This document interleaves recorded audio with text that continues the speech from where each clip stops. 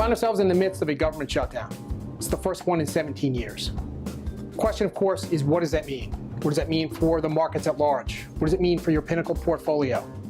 That's what we're here to address in this video. Believe it or not, it doesn't seem to mean a whole lot, at least not historically. We've looked back at the cases in history. There have been about 17 times that the government couldn't come to a budget and get one passed. In fact, since 1981, there's actually been 11 cases where the government had to have been shut down because there has been no budget. What does that mean for the markets? Well, actually, you'd be surprised to know that during those 11 cases, the average loss for the markets during government shutdowns was between 0 and 1%. That's on the S&P 500 index.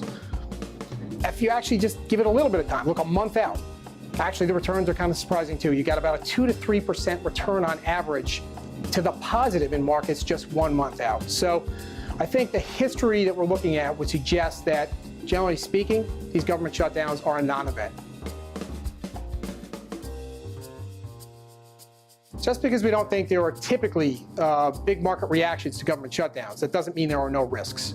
In this case, there are clearly risks for us to monitor.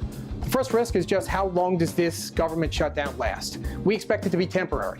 If it's not, and if it extends, that could leak into the economy and it could leak into markets. So we'll have to watch that. Number two, there's also a debt ceiling debate that we have to watch. Okay, the debt ceiling should be hit somewhere in the middle of October. The debt ceiling carries much bigger implications for the full faith and credit of the United States. So there are clearly risks here that we're going to have to monitor. We would expect that there will be plenty of negative news flow on the government shutdown in days to come. However, as we've stated, we are not at this time positioning the portfolio in a defensive manner because of the history that we've talked about. We think for the most part this is a non-event, so we'll continue to ride the portfolios at neutral volatility at the moment.